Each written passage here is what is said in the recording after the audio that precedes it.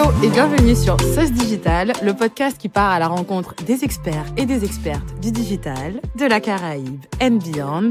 Je suis super contente de vous retrouver pour ce deuxième épisode de la saison 3 avec quelqu'un que j'ai vu interviewer depuis super longtemps.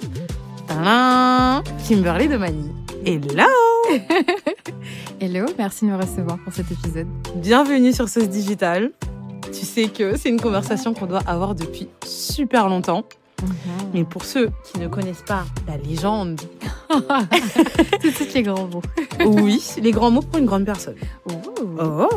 Mais de dingue. Wow. Et c'est moi qui suis déstabilisée pourtant. Mais du coup, je vais te laisser te présenter et nous parler un petit peu de ton parcours. Super. Du coup, Kimberly, guadeloupéenne de bientôt 30 ans. Je suis rentrée en Guadeloupe il y a tout juste 7 ans. Bon, tout juste 7 ans, ça fait du temps, 7 ans. Donc, ça fait un petit moment que je suis rentrée en Guadeloupe. Mais du coup, j'ai beaucoup travaillé en Europe. Oui. Beaucoup pour les châteaux, tout ce qui est patrimoine, etc. Dans des grosses agences de pub aussi. Et j'ai décidé de rentrer au pays pour me concentrer et revenir à mon premier amour, l'art et le digital. Et donc, du coup, ça fait 6-7 ans que je travaille dans cette industrie. Techniquement, je suis une professionnelle dans l'art et l'innovation depuis 10 ans, mais je suis à mon compte depuis 7 ans. Et puis, j'ai pu travailler dans la Caraïbe entière, aux États-Unis, en Afrique de l'Ouest, toujours en Europe aussi, pour plein de clients dans la culture. Ça va des festivals de cinéma, à des foires d'art, à des espaces culturels aussi, ou à des projets, par exemple, pour l'UNESCO Caraïbes. Donc, mon objectif vraiment, c'est de faire avancer les arts caribéens, la culture dans la Caraïbe, tout en intégrant un petit peu de digital et d'innovation par-ci, par-là. Et après, ça t'étonne que je parle de légende. Et du coup, si tu devais définir ton métier, ton job title. Tu sais que j'ai galéré avec ça, hein. Vraiment. Je comprends. Mon métier, c'est une catégorie du marketing, donc je comprends. C'est hyper compliqué parce que je trouve qu'on fait tous beaucoup de choses. Je me retrouve un peu dans experte en art et innovation, parce que ça dit un peu tout et rien en même temps, tu vois. Oui, en fait, je vois ce que ça veut dire en termes d'expertise stratégique, mais en termes opérationnels, qu'est-ce que tu peux faire ? Ouais, c'est tu ça. vois ouais. Et donc, du coup, c'est là, généralement, que je vais dire aussi que je fais de l'ingénierie culturelle. Ce qui, du coup, permet de comprendre qu'il y a vraiment une prise en charge de l'idée, même si c'est juste une pensée, jusqu'à la production du projet, avec les résultats, le bilan, tout ça. Donc, j'accompagne vraiment mes clients dans toutes les étapes, et pas que dans les étapes de communication ou de marketing, mais vraiment dans la production d'un projet. Je suis vraiment, finalement, le chef de projet. C'est ce que j'allais dire. Est-ce que chef de projet, ça correspond pas ? En fait, je disais à un moment que j'étais chef de projet. Le problème, c'est que je trouve que les gens comprennent pas tout le temps ce que ça veut dire chef de projet. Ou tu peux avoir aussi des personnes qui n'arrivent pas à lâcher prise, parce que du coup, le chef de projet gère le projet pour toi. Et donc, c'est pas tout le temps évident. Mais c'est connoté. C'est ça. Mais mon master, c'est chef de projet en marketing et communication, option e-business. Donc, techniquement, on est dedans. Je suis un petit peu chef de projet. Et tu l'as fait où ton master du coup ? Je l'ai fait à Bordeaux. Okay. J'ai fait 2 écoles. J'ai fait Sub de Pub INSEC, incroyable école. Et ensuite, j'ai fait mon master à Thalys Business School. Pas trop incroyable école. Mais ce qui m'intéressait avec Thalys Business School, c'était à l'époque le rythme d'alternance, parce que j'avais 3 semaines en entreprise. Génial. Incroyable. Quand j'ai vu ça, je me suis dit, bon, et les cours, c'est pas grave. À l'époque, en plus, c'était rare. Oui. Les alternances comme ça qui privilégiaient le temps passé en entreprise. Complètement. Et donc, du coup, ça m'a permis en 2 ans de vraiment me professionnaliser avant de rentrer sur le marché. Ok, ça marche. Et est-ce que le retour au pays, ça a toujours été une volonté ou c'est une idée, une graine qui a germé un peu ? En vrai, j'ai envie, à chaque fois, je dis non, mais je suis trop chauvine. Franchement, si les gens ne savent pas que je suis guadeloupéenne et caribéenne, c'est qu'ils veulent pas entendre. Ils ont un masque. Non, mais vraiment, voilà, c'est qu'ils ne veulent pas. Mais même dans mes vêtements, c'est-à-dire que quand je sors de mon territoire, je porte des robes. Mais oui, en broderie anglaise, mes bijoux créoles. Non. Mais donc, du coup, dans ma tête, non, parce que j'étais très bien payée. Quand je travaillais en France, les salaires sont incroyable. Et je savais, et j'ai eu la preuve, que quand je suis rentrée ici, ça allait pas suivre. Mais en même temps, ce qui a fait que je suis rentrée, c'est qu'à l'époque, mon père avait des soucis de santé. Et je me suis dit que j'avais pas envie un jour qu'on m'appelle en me donnant de mauvaises nouvelles, en me disant « mince, j'ai pas profité de ma famille assez ici ».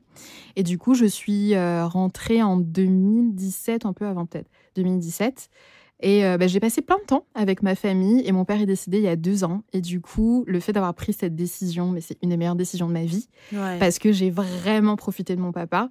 Ce qui est un peu moins le cas, par exemple, de mon frère qui est resté en France et pour qui je sens que... c'est un peu plus compliqué à ce niveau. C'est ça, exactement. Donc, je trouve que même si beaucoup de personnes vont dire « oui, ne rentrez pas pour vos parents », parfois, oui. Ouais. Et en fait, ce que tu dis, ça fait énormément écho à ce que ma meilleure amie est en train de traverser. Puisque du coup, sa mère a des problèmes de santé. Elle habite en Angleterre. Et elle a dû prendre un billet d'avion en 2-2 parce qu'il fallait rentrer en Guadeloupe s'occuper d'elle. Et ensuite, il y a eu toute cette pression de... Mon job est compréhensif, accepte que je sois en télétravail, sauf qu'il n'y a pas de visibilité sur place sur le rétablissement de la maman. Donc, il faut rester plus longtemps, il faut prendre un autre billet. Et en fait, tout ça, c'est une somme. Et en fait, j'ai une vie là-bas. Et en fait, on m'attend parce qu'on ne peut pas t'attendre indéfiniment. Et ça me fend le cœur, en fait, qu'elle doit faire ce choix entre celui de développer sa carrière et d'être là pour les siens.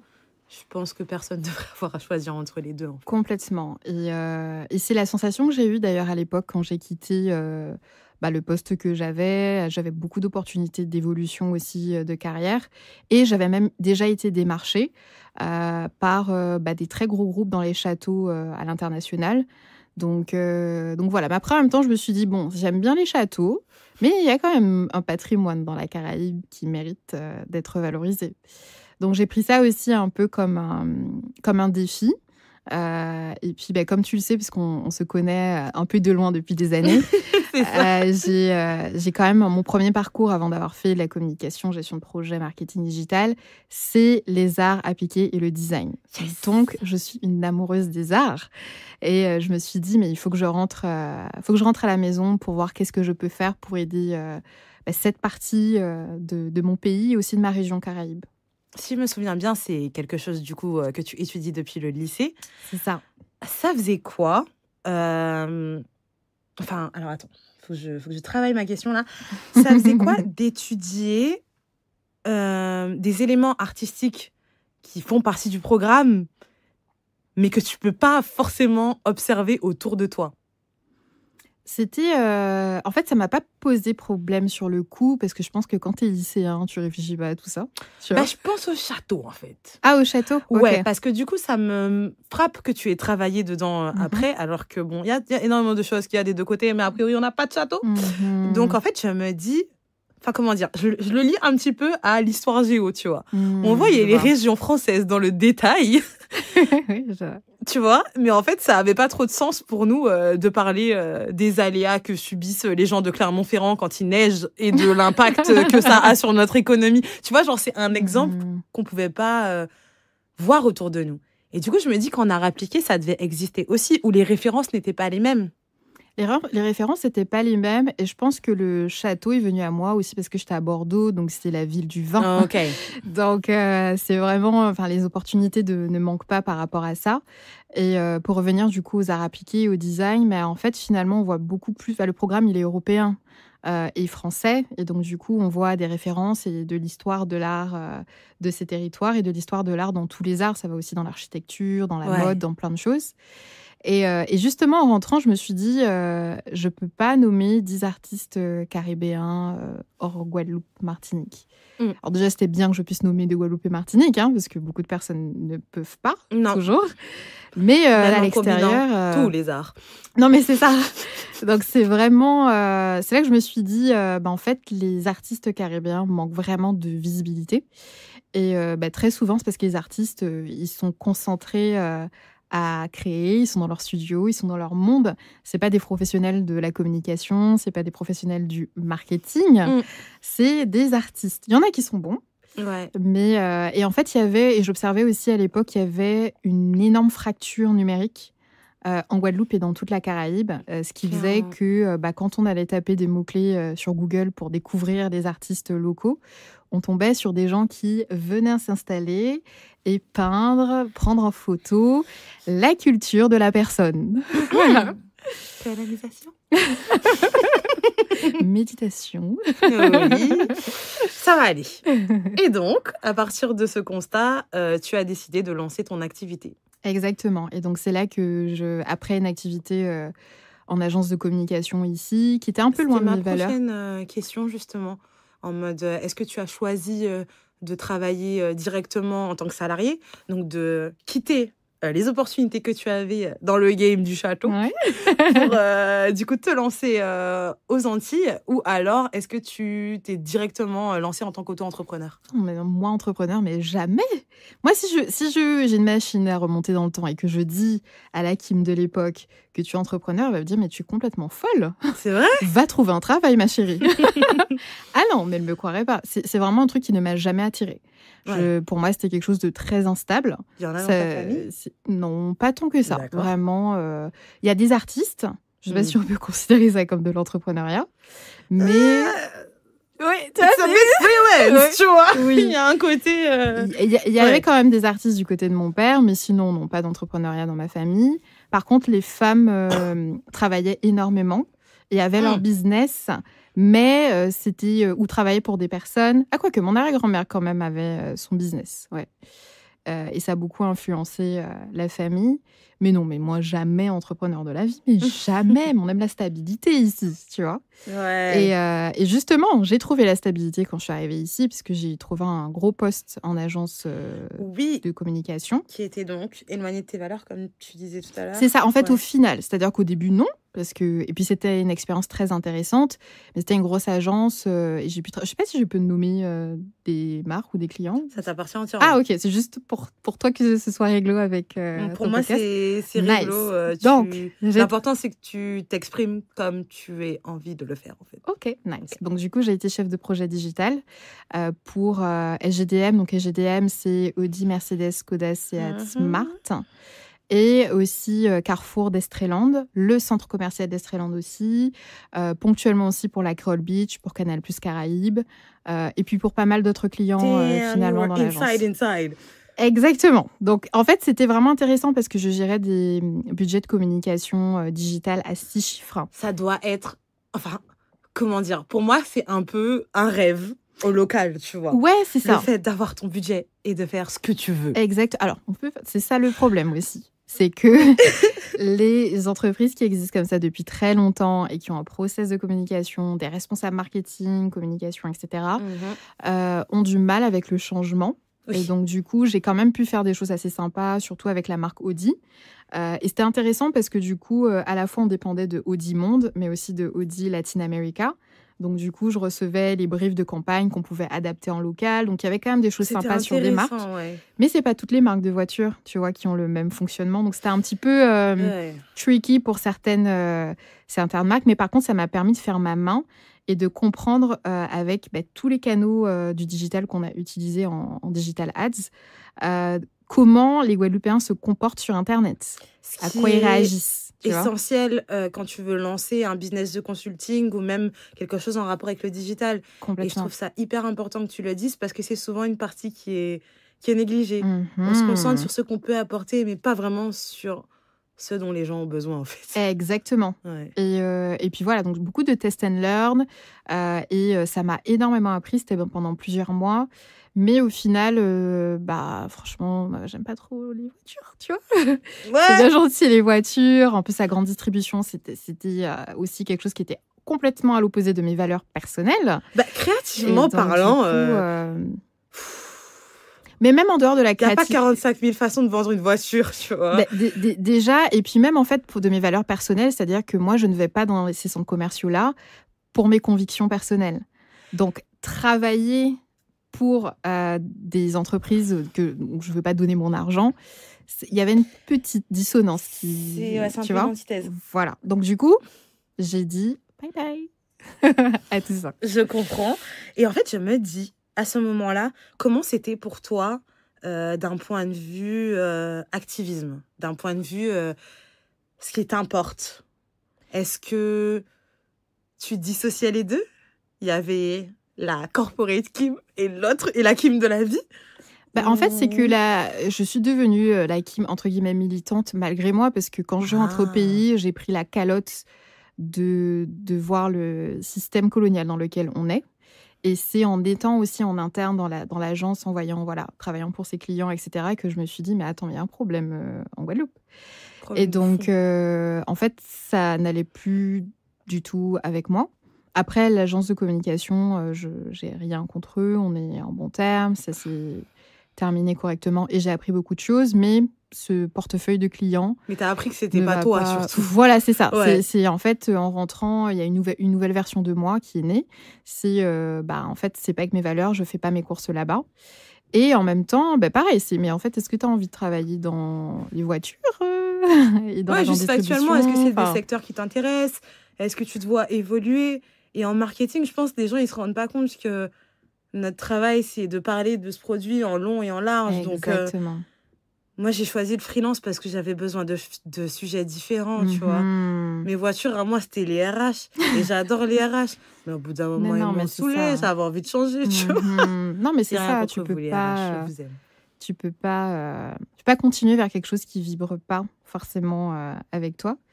Et c'est là, en même temps, du coup, donc la Kim militante, c'est la Kim entrepreneur aussi, qui est née de tout ça. Ok. De se dire, mais en fait, non, donc j'arrête. Et là, panique, mais attends, t'as pas de travail, là. C'est bien gentil, là, les... On a tous la même vie, c'est pas possible. Qu'est-ce qui se passe, là? Parce qu'on ne travaille pas, là. On se réveille le matin, il n'y a rien qui se passe. Qu'est-ce qui se passe, ton entourage, du coup? Ma famille m'a toujours soutenue dans tout, en fait. Ce que j'ai toujours aimé avec eux, c'est qu'ils m'ont toujours fait l'espace pour échouer, ce qui veut dire qu'ils me font l'espace pour réussir aussi, à mes yeux. Et donc, du coup, je suis rentrée chez mes parents, parce qu'on ne peut plus payer de loyer, tu vois. Donc, je suis rentrée chez mes parents. Et à aucun moment, ils m'ont fait culpabiliser. Au contraire, ils m'ont fait des plats, ils tenaient à faire ma lessive. J'étais très, très bien traitée. À te faciliter la vie. Complètement, en me disant que je suis rentrée au pays et que je trouverai ma voie dans tous les cas, parce qu'ils ont confiance en mon talent, en mes compétences que j'avais déjà développées, que je venais de développer.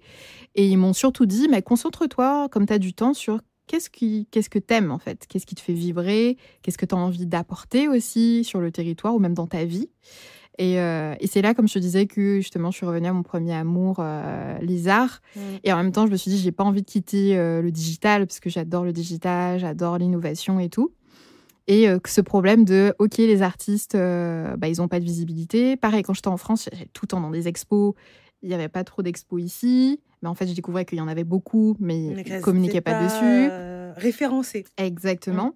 Et c'est comme ça, du coup, que j'ai créé Caribe Art en 2018. Et du coup, qui est un média sur les arts caribéens.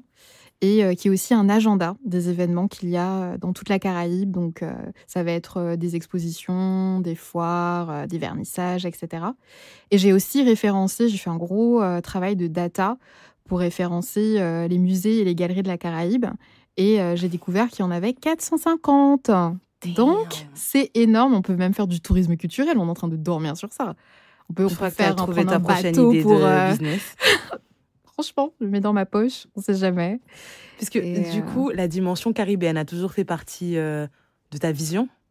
J'ai toujours été très connectée à la Caraïbe, je pense, surtout par la musique, plus qu'avec les arts. Donc vraiment, je pense que tout ça, on noie dans beaucoup de choses jamaïcaines, dans beaucoup de choses de Trinidad, soca, carnaval. Enfin, on a plein quand même de ponts, je trouve, qui facilite les choses. Et c'est avec Caribe Art, en voyageant dans toute la Caraïbe grâce aux médias, que je me suis rendu compte de l'importance de penser région Caraïbe et pas que Guadeloupe, et des similitudes qu'il y avait, et même dans les arts, parce que l'art partage des choses, des fois raconte aussi.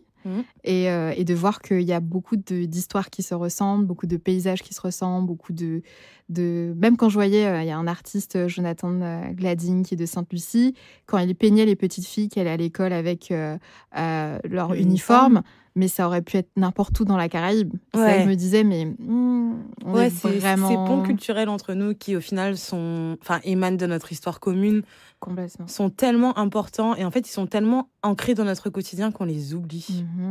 Et ce que tu dis, ça me rappelle beaucoup l'épisode que j'ai enregistré avec Arnaud de Whistle, que tu connais, je pense, et qui parlait du fait que quand tu cibles la Caraïbe... tu multiplies par 4, en fait, tes interlocuteurs potentiels. Complètement. Et en même temps, don't be scared, you're home, tu vois. Et je trouve que dans la musique et dans les arts de façon générale, mais particulièrement dans la musique, on arrive à le faire. On arrive à voir le pont culturel entre nous et un Jamaïcain, tu vois. Mais quand il s'agit de nos modes de vie, je trouve que là, la pression coloniale qu'on vit, et notre configuration avec l'île Sœur, qui est la Martinique, prend le dessus. Complètement. Et puis, on peut se sentir très rapidement à part. Oui. Et professionnellement, il y a beaucoup d'opportunités auxquelles on n'a pas accès dans la région Caraïbe parce qu'on vient de ces territoires. Donc, on est considérés comme des petits richoux. Donc, on ne nous donne pas des appels à projets, des projets de collaboration aussi. En tout cas, à l'époque, c'était très difficile. Il y a des solutions que j'ai trouvées aujourd'hui pour quand même participer à la Caraïbe. Mais c'est vrai qu'on est mis à part. Et la langue aussi y est pour quelque chose. Puisque du coup, tout le monde ne parle pas vraiment anglais quand même en Guadeloupe. Contrairement à Saint-Martin, par exemple. Oui, c'est vrai que c'est moins naturel pour faire de la coopération. Et puis aussi dans l'autre sens, parce qu'il faut que les gens apprennent nos langues aussi. De l'autre côté, ils ne parlent pas forcément d'autres langues. Et c'est là d'ailleurs que j'avais fait une mission professionnelle, petite aparté intéressante. Et j'étais allée avec des Guadeloupéens et des Martiniquais en Dominique et à Sainte-Lucie. Et ils ne parlaient pas anglais. Okay. Et ils ne parlaient pas anglais. Et du coup, le problème, c'est qu'ils ont leur mis des interlocuteurs qui étaient dans leur industrie et qui, du coup, voulaient travailler avec eux. Mais il y a le problème de la langue. On a parlé créole. C'est ce que j'allais te dire. On a parlé créole. Quid du créole. Et j'étais trop excitée en mode, OK, business in creole. Enfin, waouh. Tu vois. Et je me dis, d'ailleurs, on ne pousse pas assez ça, quoi. Non, mais parce que, j'ai l'impression que, de la même façon que pour nous, c'est relégué au plan de langue régionale, pour eux, c'est pareil, en fait. Et tu l'as dit tout à l'heure, ce serait bien qu'ils apprennent... T'as dit notre langue, et après, t'as dit nos langues, tu vois. Donc, je pense que le français, par défaut, tout comme nous, on perçoit l'anglais, c'est pareil. Mais effectivement, il faut utiliser le créole. Bien sûr. En fait, pour moi, tu vois, j'aurais jamais compris l'espagnol si je parlais pas créole. Complètement. Mais je trouve qu'on apprend plus vite l'espagnol grâce à ça. Hein. Parce que l'espagnol, ça a été très fluide dès que j'ai commencé à apprendre. Hein. Pareil. Et en fait, je voyais plein de ponts avec le créole même, tu vois. Et je me dis que... c'est un peu pour ça la portion anglaise du podcast auquel tu as participé aussi. C'est pour montrer aux gens que parler une langue, c'est pas la maîtriser et qu'on ait le doute de est-ce que t'es un native ou pas, tu vois. Te faire comprendre ce que tu veux, ce que tu peux apporter, c'est déjà bien assez. Complètement. Et ce côté élitiste de la langue et de la perfection de l'accent, c'est 100% français. Ah oui, non mais complètement. Faut qu'on s'en détache de fou. Ah oui, non mais complètement. Et puis, je m'en suis rendu compte très vite et dès que j'ai compris ça, même quand mon anglais n'était pas parfait, j'ai réussi à faire du business avec des personnes. Et puis, on est dans le digital, donc il y a plein d'outils. En plus, maintenant, il y a l'intelligence artificielle. Donc, il y a vraiment beaucoup d'outils pour rendre la collaboration accessible. Tu peux traduire en live, en sous-titres, ce que la personne te dit en anglais. Tu peux, toi, parler en une langue, ça va peut-être traduire. Tu peux aussi, quand tu échanges par email, utiliser du Google Translation ou autre chose. Donc, il y a plein de façons, même ChatGPT, tout court, tu vois, plein de façons maintenant de pouvoir faire de la coopération sans même être en face-to-face. Et du coup, c'est plein d'opportunités pour la région Caraïbe économique, puisque tout le monde n'est pas développé au même stade dans toutes les mêmes industries. Et du coup, on peut apporter aux uns et aux autres dans tout ça. C'est vrai. Justement, tu mentionnes les outils d'intelligence artificielle. Quelle est ton opinion par rapport au... Ouais. Attends, c'est quand même un peu précis comme question, mais par rapport aux artistes qui s'inquiètent de leur propriété intellectuelle et comment est-ce qu'elle est exploitée par les intelligences artificielles génératives. Alors, du coup, les intelligences artificielles, donc j'ai une start-up qui s'appelle Artech. Oui. Donc c'est un centre de formation sur tous les arts et la technologie. Et on me demande très souvent, est-ce qu'on fait des formations sur l'intelligence artificielle ?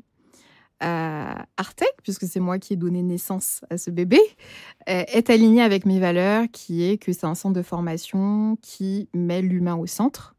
Donc, quand l'humain est en danger, en fait, on ne va pas apprendre des choses générées par l'ordinateur, qui sont dites par un ordinateur, etc., etc. Donc, D'accord. nous, on n'est pas forcément... En tout cas, nous et moi, je ne suis pas forcément pour intelligence artificielle générative, parce que pour moi, c'est déjà pas régulé du tout, que ça vole le travail des artistes, c'est un fait.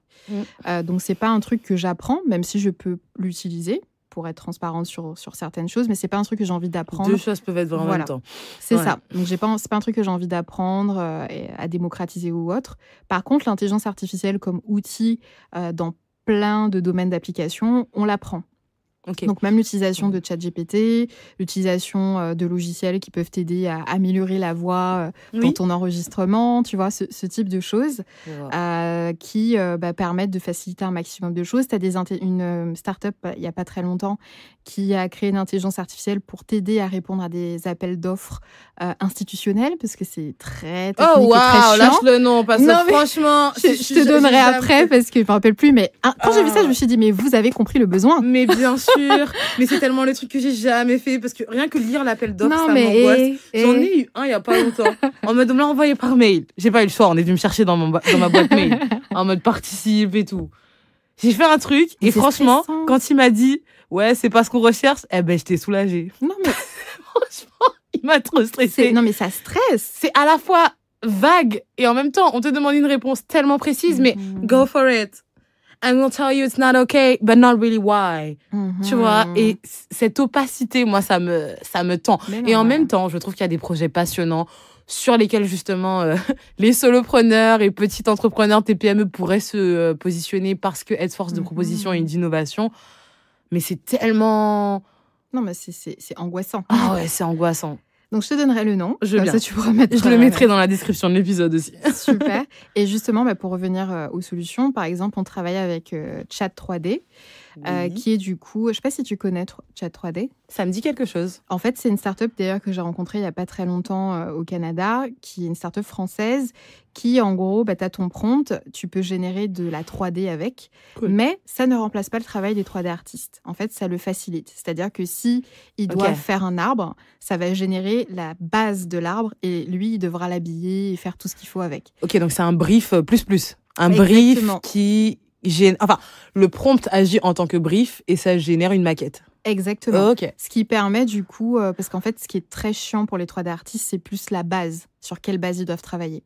Donc, généralement, ils vont en télécharger ou des choses comme ça. Donc là, c'est pas un outil qui est contre les artistes. C'est un outil qui a écouté les besoins des artistes et qui a utilisé l'intelligence artificielle pour faciliter leur processus. Je le vois un peu comme un iPad, je crois. Ouais, mais c'est un peu comme ça. Parce qu'il y avait un peu la crainte, tu sais, du fameux artiste digital qui va prendre la place de celui qui est sur son carnet de croquis et qui, en fait, a été un outil qui permet d'aider l'ensemble des artistes dans leur production artistique. Donc, trop cool. Complètement. Donc, ça veut dire que quand on veut, on peut trouver des solutions. Bien sûr. Et il y a des solutions human-centric. C'est juste qu'il faut les connaître. Et c'est là que nous, on les apprend. Mais toutes celles qui remplacent... Par exemple, là, on m'a donné un truc, mon Dieu, j'ai eu une crise d'angoisse. J'étais à un rendez-vous avec un partenaire potentiel et il a présenté... il m'a dit, je vais te montrer un truc avec l'intelligence artificielle. Et là, en fait, il met sur play et en fait, j'entends 2 voix d'intelligence artificielle en mode podcast qui parlent de moi. Oh non, mais alors, je donnais une formation cet après-midi et mes étudiants m'en ont parlé de ça. Mais mais demande avant, non? Ça devait être choquant. J'étais choquée. Mais en fait, tu sais, mes orteils se sont fait dans mes pieds, tu vois? J'étais en mode... Mon humanité a fait ah mon Dieu, les robots vont tous mourir. Et en fait, il m'a dit, C'est du contenu généré par l'intelligence artificielle qui elle-même génère les voix pour dire non mais là du robot. Non mais bro, non. Et puis encore une fois, je trouve que ça, comment dire, ça facilite la transgression de nos droits les plus fondamentaux. Mais comment ça, tu mets mon prénom dans une intelligence artificielle, tu me demandes même pas. Et j'ai vu le prénom de Dot Guadeloupéen, il m'a dit il y a d'autres épisodes, tu vas entendre. J'ai dit non mais attends, mais franchement, c'est... En fait, je trouve ça fascinant et j'ai hâte de voir ce que ça donne. Parce que je trouve qu'il y a un autre truc qui est similaire pour lequel on n'a pas géré, en tout cas juridiquement parlant, c'est le marketing d'influence. C'est-à-dire que ce sont les dérives qui ont au final aidé à préciser la loi. Je pense qu'on soit tous un petit peu le scandale des influx voleurs et de Booba. Mais je sais qu'à cette époque-là, il y avait énormément de pages qui faisaient de la prévention juridique auprès de personnes qui achetaient auprès des influenceurs. Donc, faire attention à ne pas acheter sur un site sans mention légale, où il n'y a pas de politique de confidentialité, etc. Et aujourd'hui, ça fait partie inhérente de ce que les gens, en tout cas la plupart des gens, recherchent quand ils veulent commander sur un site.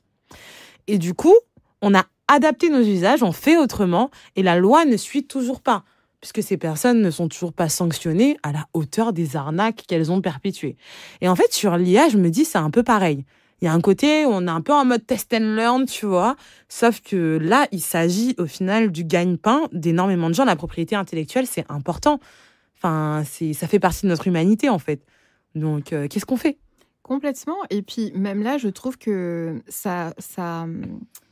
c'était proche aussi de tout ce qui est journalistique. Parce qu'en gros, tu m'as pas donné demandé mon autorisation, tu parles de moi. Enfin, qu'est-ce que tu vas faire de ce contenu ? Enfin, et pour ces personnes, c'est de la pub, mais je t'ai pas demandé. Mais est-ce que je t'ai demandé de la pub ? Et puis vos histoires de pub là, faut arrêter en fait, parce que vous êtes toujours chaud pour faire la promotion de quelqu'un, mais en fait, est-ce que ton truc il correspond à ma cible ? Est-ce que ton truc il correspond à mes valeurs, à mon image de marque ? Et bref, faut arrêter les partenariats de visibilité là, pardon. Non, mais je pense qu'on a tous marre. Ouais, c'est ça. Bah, c'est un peu comme les gens qui viennent te parler en DM sur Insta en mode « Hey, ça va ?» Je réponds plus. Ah non, mais... Je réponds plus. Je sais que tu veux un truc. Dis-moi ce que tu veux, je préfère. C'est pas grave, on se connaît pas, on n'a pas besoin de... Tu t'en fous de comment je vais. Je ne sais pas qui tu es, c'est pas grave. Mais bon. Et ça me fait penser aussi, je me faisais la remarque il n'y a pas très longtemps, je ne sais pas si tu reçois ce type de message sur LinkedIn, c'est les personnes qui vont t'envoyer un message semi-personnalisé, mais à côté de la plaque. C'est-à-dire qu'on va me dire, oui, est-ce que vous avez des besoins en communication ? Non. Mec, j'ai une agence de communication. Bah en fait, encore pire, j'ai été cette personne. C'est vrai ? Ouais. Waouh. Il y a fort longtemps, j'étais commerciale. Et je comprenais pas trop. Mais je savais qu'il fallait que j'envoie plein de messages sur LinkedIn. D'ailleurs, je me souviens, c'était dans une agence de recrutement. Et tu pouvais avoir une prime. Genre en mode, t'avais ajouté 500 personnes dans les 3 premières semaines, t'avais 1000 balles de prime. Waouh, je comprends mieux. Ouais, donc j'étais détachée en mode, hey, recruitment, blablabla. Des fois, j'ai même envoyé ce truc à des gens qui quittaient un poste. Alors que le but, c'était d'avoir le poste en question. Donc franchement, super foireux. Mais oui, je reçois aussi des messages comme ça. Et récemment, j'en ai reçu un par mail qui était semi-personnalisé, mais de la mauvaise façon.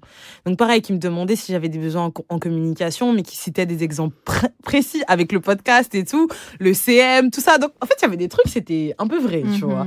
Et je me suis dit, c'est intéressant. Et à la fin de l'email, je crois qu'il y avait écrit...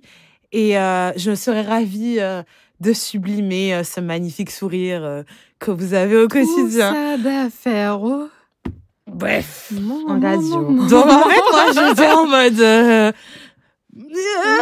ça me gêne que tu parles de mon physique, en fait. Ouais, non, mais vraiment, là... Ça me gêne de fou, en fait. Déjà, ton mail, il est super insolent, mais ça aurait pu passer parce que t'avais raison en soi.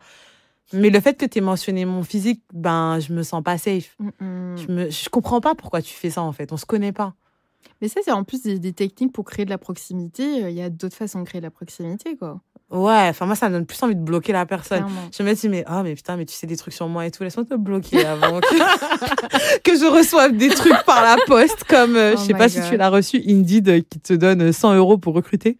Ah non, j'ai pas vu ça. Ah ok, j'ai reçu ça par la poste il y a pas par longtemps. La poste oui. Waouh. Les gars, Indeed, qu'est-ce que vous faites? Waouh. Qu'est-ce que vous faites? Et en fait, c'est pour faire la promotion de leur nouvelle solution de publicité qui te permet de booster une annonce sur Indeed.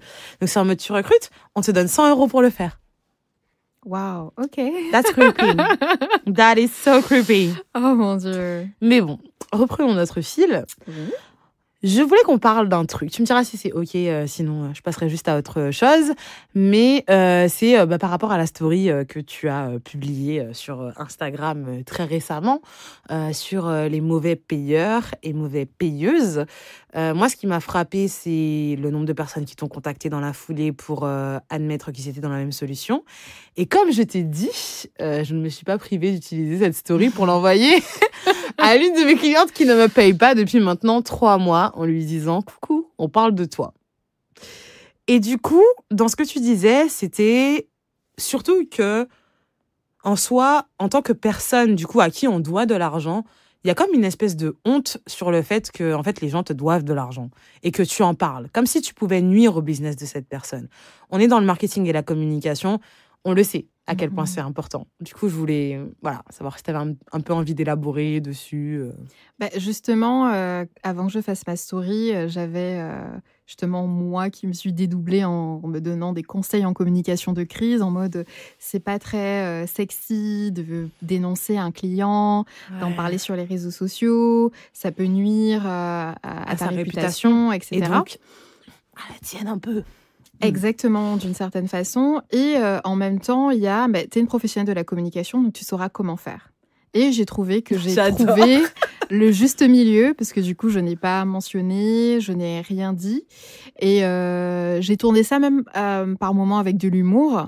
Et j'ai pas trop étalé ou raconté le problème. Je sais pas si tu as remarqué, j'ai pas donné les détails, j'ai pas dit les échanges. On n'avait aucun moyen de savoir qui c'était. On savait que cette personne avait... avait un site, que ce qu'elle avait correspondait à ce que tu proposais en tant que prestat, mais c'est tout. C'est ça. Et donc, du coup, je suis plus restée assez généraliste sur le problème général qu'il y a aux Antilles, qui est que, en fait, il y a beaucoup d'entreprises qui ferment parce qu'elles travaillent toute la journée et à la fin du mois, l'argent ne rentre pas. Donc, du coup, c'est un peu comme ça que je l'ai amené. Et je ne m'attendais pas à des réactions, honnêtement. Je voulais juste que la personne voie la story et qu'elle soit piquée. Et elle n'a pas regardé la story. Oh non. Non, mais c'est... J'ai l'impression, tu sais, d'être la jeune adolescente qui fait la story pour que mais c'est toujours comme ça remarque. Mais bon, c'est pas grave. Ça m'a fait du bien. Ouais. J'ai sorti le truc, ça m'a fait du bien. Et puis surtout, j'ai reçu, je sais pas, presque une centaine de messages, une 60aine de personnes qui m'ont donné des cas où ils se sont retrouvés SDF avec 3 enfants. Ouais, cette histoire m'a beaucoup touchée. Et puis en plus, j'ai pu partager en screenshot que du texte, mais j'ai reçu beaucoup d'audio aussi, de personnes en détresse, de personnes que je connais, où j'ai appris avec cette story qu'ils ont fermé leur entreprise à cause de paiements en retard depuis 4, 9, 10 mois.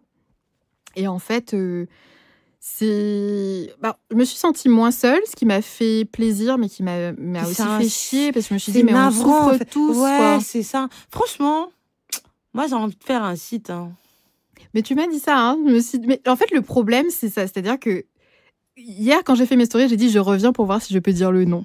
Je suis revenue aujourd'hui, j'ai dit bon, je peux pas dire le nom. J'étais genre en mode, en plus, c'était des stories avec du suspense. Mais oui, parce que j'étais en mode, ouais, il faut qu'on balance les noms et tout. Et il y a la Kim qui a dit, ma chérie, on va s'asseoir. On peut pas balancer les noms. Non, on peut pas balancer les noms. On peut pas balancer l'entreprise. On ne peut pas. Mais on peut pas balancer l'entreprise de façon anonyme sur une plateforme et quand l'entreprise elle a payé, elle disparaît de la plateforme. Écoute, regarde ce qu'ils ont fait, balance ton port et les pages qui ont sauté parce qu'elles ont mentionné le nom juste de personnes et même pas d'entreprise. Donc c'est de la diffamation. Force à balance ta start-up qui se maintient. T'as vu comme jamais. Mais qui subit. Et t'as balance ton agency aussi. Ouais. Tellement, balance ton agency qui subit tellement d'intimidation de la part d'agences douteuses. Complètement. Et en fait, le truc, c'est que je sais pas pour toi, mais dans ma carrière, il y a au moins 2 entreprises sur lesquelles je pourrais faire des posts à balance ta startup ou balance ton agency. Pareil. Et en fait, j'en parlais récemment par rapport à une expérience qui m'est arrivée plutôt récemment et d'anciens collègues qui sont encore impliqués juridiquement contre cette personne et qui me disaient mais en fait c'est pas assez ce qui se passe. Faut que cette personne elle puisse plus jamais ouvrir d'entreprise. Mais c'est ça. Faut que tout le monde sache que c'est quelqu'un qui ne paye pas ses salariés et qui l'a déjà fait auparavant et qui va recommencer. Le problème, je trouve, c'est qu'il n'y a pas de et les conséquences. gens, ils ont peur que de la honte, je pense. En fait, mais même pas tant que ça, parce que En Guadeloupe. ouais, mais le problème, c'est le pouvoir de la honte sur quel espace. Parce que si t'as honte sur Instagram et que t'es pas sur Instagram, et alors? Tu vois ce que je veux te dire? C'est très vrai ce que tu dis. Et du coup, au final, je pense que le problème principal, c'est qu'il n'y a jamais de répercussions.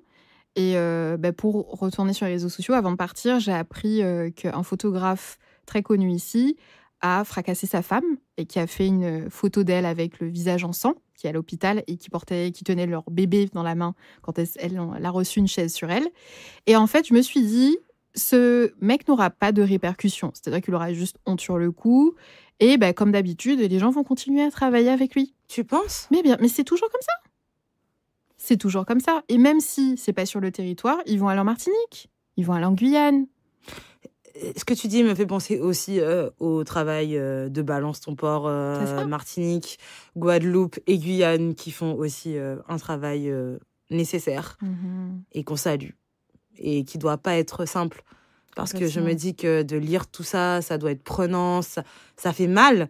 Et ça fait encore plus mal de se dire que mettre en avant ses victimes, c'est déjà beaucoup, mais que ça va pas garantir en fait que la personne soit tenue pour responsable. Mais regarde juste même dans les cas de violences faites aux femmes, de violences sexistes, sexuelles, il n'y a pas de condamnation, il n'y a pas de répercussion avec la justice. Et c'est pas les gens... Et en plus, les gens ont toujours besoin de donner le bénéfice du doute. Je suis sûre qu'il y aura des personnes qui vont dire « Ouais, mais on sait pas qu'est-ce qu'elle lui a dit. » Oui. Bon, écoute, on se souvient très bien des gens qui défendaient R. Kelly jusqu'à la muerte. Non, mais vraiment. Aujourd'hui, ils sont très silencieux. Mais moi, je me souviens de vous. Tu vois, donc du coup... on est toujours, toujours en train de se presser à donner le bénéfice du doute à l'accusé.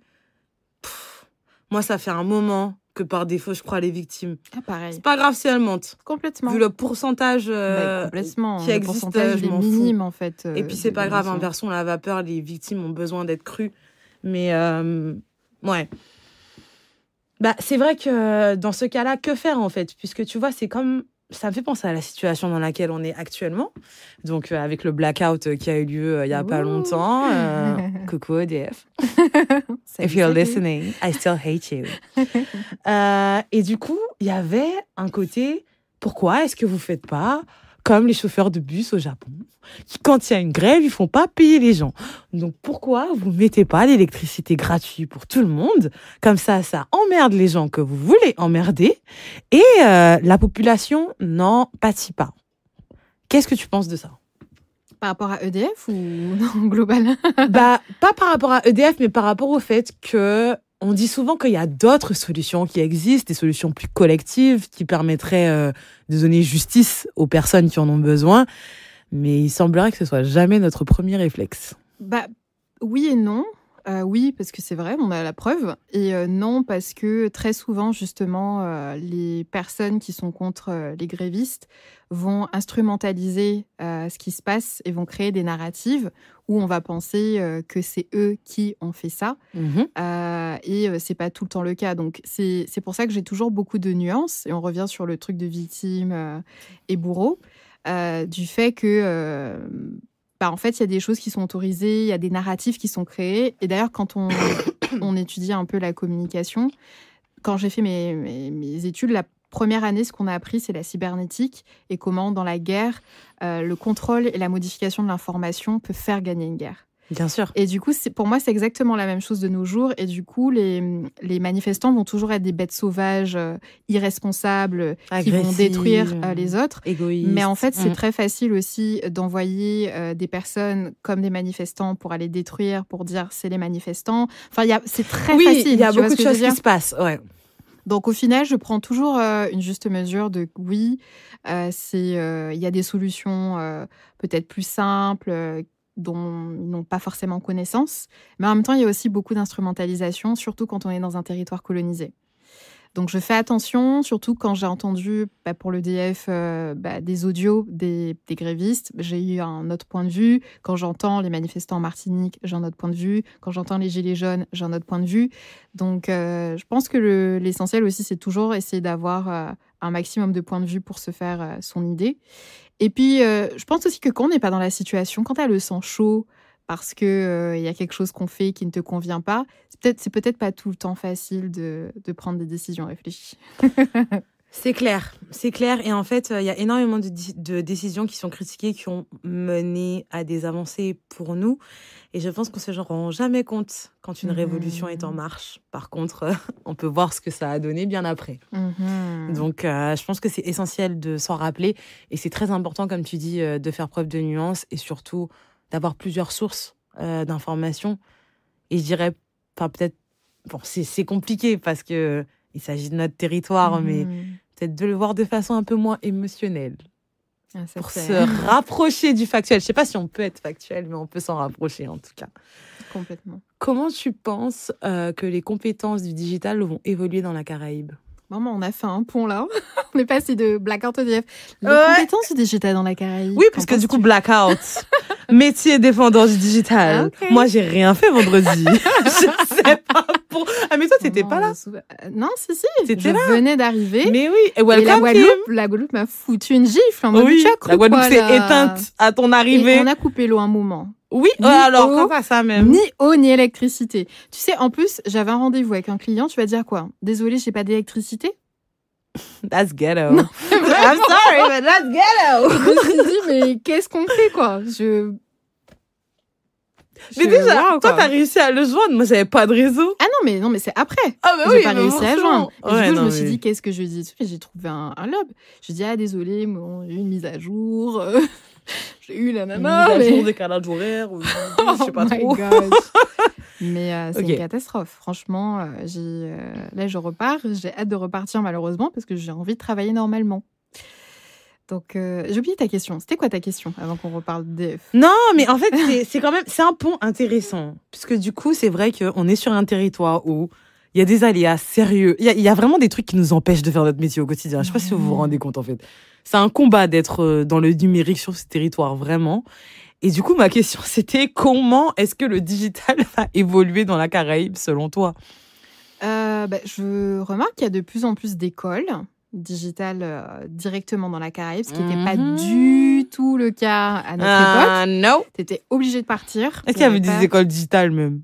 Mais il y avait à peine communication. Oui. Vraiment, communication. Communication moi, j'ai numérique. fait mon BTS... à Gerville-Riage. Après ça, j'ai voulu rester jusqu'au bon moment. Je vais faire mes études ici. Non, j'ai pu faire que le BTS à Gerville-Riage, qui est déjà très bien. Oui. Mais il y a de plus en plus d'écoles. Et puis, en fait, le Covid a accéléré les usages numériques. Parce que les entreprises qui ne voulaient pas faire leur transition digitale n'ont pas eu le choix. Donc, du coup, ça a créé beaucoup d'opportunités, de métiers. Après, et je pense que c'est aussi beaucoup le cas en France, il y a beaucoup de méconnaissances sur le métier. Donc, on va prendre quelqu'un qui va être community manager, vendeur en même temps, qui va faire l'étalage et qui va faire les réseaux sociaux et les stories, organiser des événements et inviter des influenceurs et gérer les programmes de fidélité. C'est exactement le but du podcast. C'est de montrer toute la diversité des métiers du digital et que vous arrêtez de demander à votre community manager d'être une équipe. Complètement. Ouais. Et puis moi, la première étape, c'est d'accepter qu'on ne connaît pas.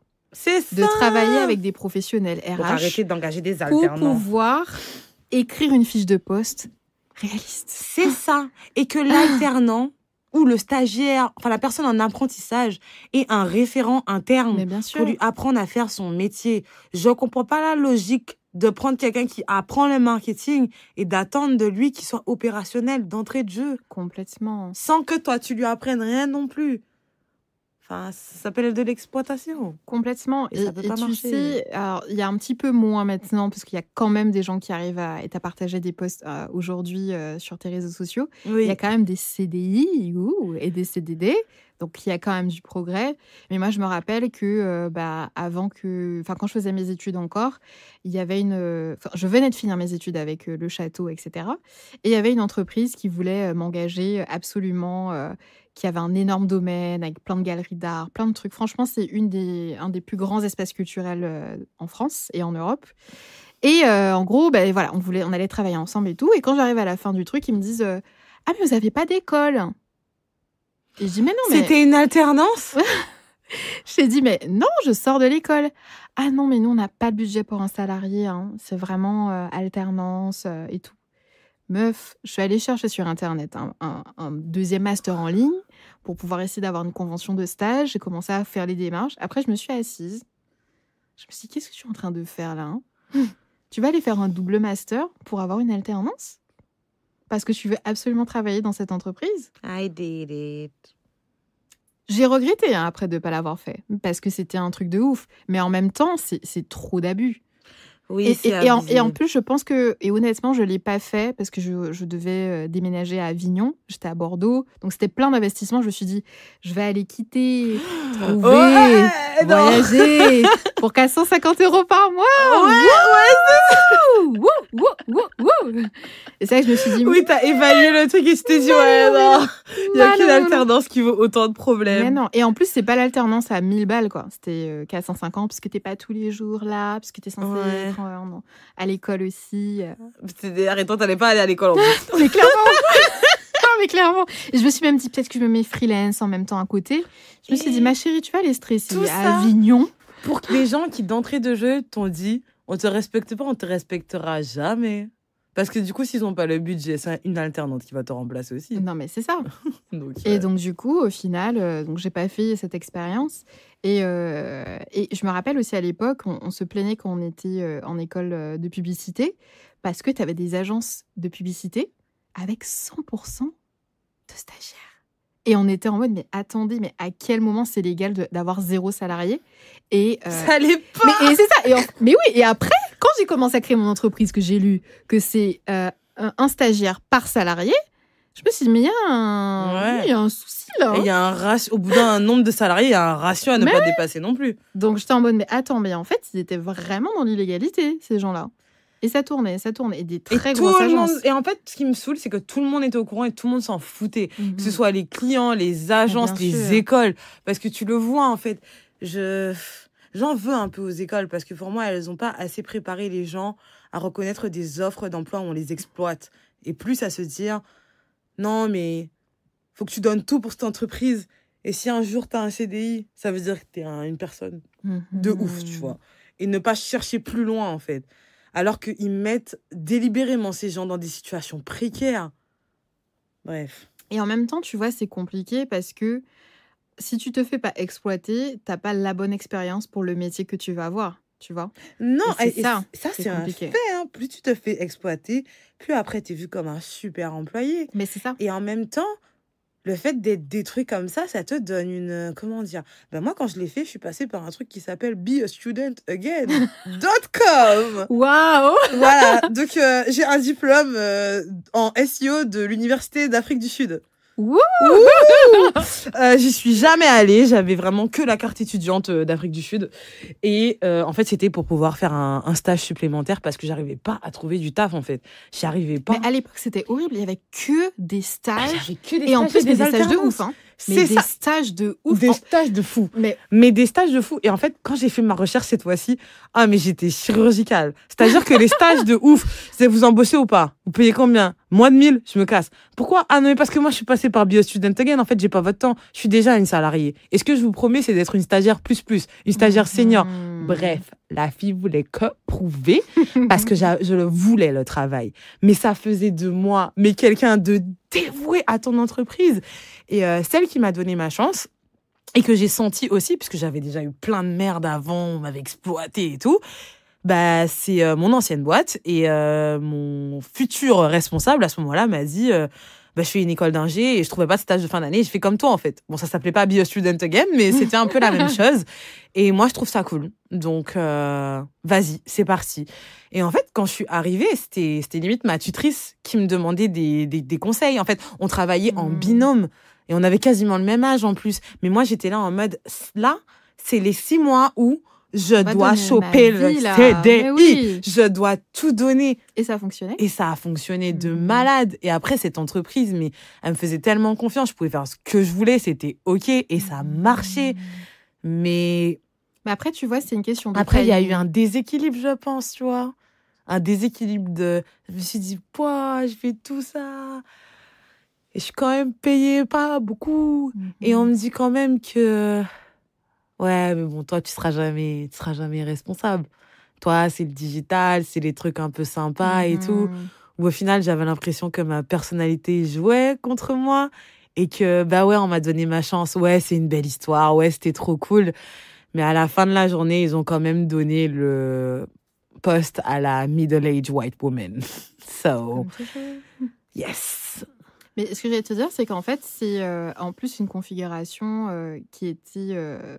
Parce qu'en fait, à l'époque où justement on a commencé à vouloir chercher du travail, les gens n'avaient pas encore créé de pôle digital dans leur entreprise. Donc C'est vrai. c'est pour ça qu'ils n'osaient pas aussi investir dans un salarié parce qu'ils ne savaient pas ce que ça demande vraiment un salarié. Ouais, peut-être la rentabilité était difficile à C'est ça. évaluer. Et je me souviens que, je sais pas si c'était pareil pour toi dans l'art et la culture, mais moi, dans la tech, il y avait un côté, le marketing est divisé en deux. Le digital et le hors digital. C'est ça. And let's see who's performing the best. Complètement, complètement. Et du coup, c'était... en fait, ils n'arrivaient pas à comprendre comment tu allais occuper tout ton mois si tu faisais que du digital à l'époque. Parce que c'était C'est vrai. tellement nouveau. Ils pensaient vraiment que tu faisais C'était en rien. mode, mais... Parce qu'il n'y a pas de création de contenu. Ok. Et du coup, ben voilà, donc c'était assez... c'est vrai que c'était assez compliqué, je trouve, à ce moment-là, d'avoir des postes. Et en même temps, c'était le bon timing. Tous les gens que je connais qui ont fait des stages à ce moment-là ont été engagés après. Alors, C'est vrai. tous, on n'a pas eu des bons salaires après, mais Non, on a eu le mais taf. l'embauche était plus... Enfin, je pense que c'était Parce que mieux que maintenant. C'était un peu une période d'essai pour eux, en fait, le stage, je trouve, à ce moment-là. Et après, moi, dans les châteaux, c'était ça. Mon école m'a proposé ce stage dans une grosse holding. Ils avaient plein de trucs, des hôtels et tout. Ils m'ont dit, bon, tu veux faire quoi? Je dis, oh, des châteaux! Ils m'ont dit, bon, bah, allez, fais digital pour les châteaux. Et après, quand ils ont vu que ça fonctionnait, ils m'ont fait, mais attends, mais fais digital pour l'hôtel? Et d'ailleurs, j'en profite pour dire que c'est pas normal qu'on vous impose une période d'essai après un stage ou une alternance, et c'est illégal. Donc voilà, renseignez-vous sur vos droits aussi. Et du coup, bah, je n'ai pas eu de période d'essai et j'ai eu mon CDI après avec eux. Et ils ont été vraiment super. Et comme en fait, je trouve que c'était bien aussi à l'époque parce que comme ils n'avaient pas trop de références, ils te laissaient faire un peu. C'est vrai que ça, c'était cool. Tu pouvais fais tes tout trucs faire. là d'Internet. C'est ça. C'était pas en mode... du coup, tu vas gérer la relation avec les influenceurs. C'est ça. Parce qu'en fait, il y a que ça qui marche. Et t'es en mode, ouais, mais je peux faire autre chose. Non. Moi, je veux quelqu'un qui gère la relation avec les influenceurs. Complètement. Et là, je pense que maintenant, c'est très compétitif aussi. J'ai l'impression dans le monde du digital parce que tu as les personnes qui ont fait des études, tu as des personnes qui n'en ont pas fait, tu as des personnes qui se reconvertissent. Enfin, tu as vraiment... ou tu as des personnes qui font ça à côté pour une asso et qui veulent aussi proposer l'activité. Et personne n'est mieux que l'autre. Mais en même temps, en fait, ça fait qu'il y a beaucoup d'intensité, je trouve, concurrentielle sur les premiers postes comme community manager, tu vois, un peu ce type de choses, ou infographiste. Tout le monde utilise Canva, donc tout le monde peut faire ce poste d'infographiste, tu vois, c'est dans ce sens-là. Oui, c'est vrai que je pense que c'est beaucoup plus compliqué pour les diplômés de se positionner, puisqu'on leur demande en fait... Enfin, c'est vrai que nous, on nous demandait d'avoir 5 ans d'expérience en sortie d'école. Oui, c'est très drôle. Mais vous, on vous demande d'avoir 5 ans d'expérience, d'avoir un projet à côté, une entreprise qui marche et d'être propriétaire. Voilà. Et d'avoir une voiture et le permis. Oui, bien sûr. Ah là là. Donc, ouais, c'est quelque chose. Mais justement, tu vois, avec mon centre de formation Artec, on essaie aussi de sensibiliser aux nouveaux métiers qu'il va y avoir dans les arts et la technologie. Par exemple, tu peux être un spécialiste de la narration immersive. Tu peux travailler dans la réalité virtuelle. Comment transposer n'importe quel projet en réalité virtuelle. Tu peux travailler dans l'intelligence artificielle. Tu peux être un spécialiste des expériences interactives. Être juste aussi un artiste qui s'oriente vers ça. Donc, il y a plein de métiers. Et en plus, on retrouve des métiers qu'on voit déjà dans de la production d'animation, qu'on retrouve aussi finalement dans ces corps de métiers technologiques. Et j'essaie de grab un maximum de femmes pour qu'elles viennent avec leurs compétences, avec tout ça dans les arts et la technologie. Parce qu'on pense à la tech, les métiers dans la tech, on dit ouais, on veut plus de femmes dans la tech, mais il faut des femmes dans l'art et la tech aussi. Tu vois ? Ok, ça marche. Écoute, j'espère que tu seras entendue. Et ça fait bientôt 1 heure qu'on discute. Du coup, l'épisode va toucher à sa fin. Où est-ce qu'on peut te retrouver, Kim ? Alors, on peut me retrouver, je suis assez active sur Instagram, donc c'est Demany /Kim. Sur LinkedIn aussi, Kimberly Demany. Et puis après, vous pouvez, si vous aimez les arts caribéens, suivre Caribé Art. J'ai aussi The Epicentrum, c'est un événement sur la culture et la tech dans la Caraïbe. Et ma start-up, centre de formation Artech. Donc on est tous sur Instagram et LinkedIn. Ça marche. De toute façon, je rajouterai tous les liens en description de l'épisode sur le site. Et dernière question, qui est-ce que tu aimerais entendre dans Sauce Digitale ? Il faut que ce soit forcément dans le digital ou... Alors, si, je sais. Ça peut être dans la tech. En fait, quelqu'un avec qui je vais boire un thé dans quelques minutes, je dirais Charlotte, mangeuse d'herbes. Je pense que c'est très intéressant parce qu'elle est à la fois, elle est végane, elle est activiste et elle est influenceuse, créatrice de contenu. Donc, ça correspond tout à fait. Charlotte, si tu nous écoutes, je t'attends. Vous qui nous écoutez, merci beaucoup d'être restés jusqu'à la fin. J'espère que cet épisode vous aura plu, que ce nouveau format un petit peu plus organique où l'invité peut exprimer en détail son activité, sa vision et ses valeurs vous plaît. En tout cas, moi je préfère, donc je crois qu'on va rester comme ça. Et du coup, si vous avez des questions, n'hésitez pas à m'envoyer un DM sur Instagram @sauce-digitale au pluriel. Et si vous voulez donner la force, 5 étoiles sur Spotify ou Apple Podcast, ça aide toujours. Merci. Bye.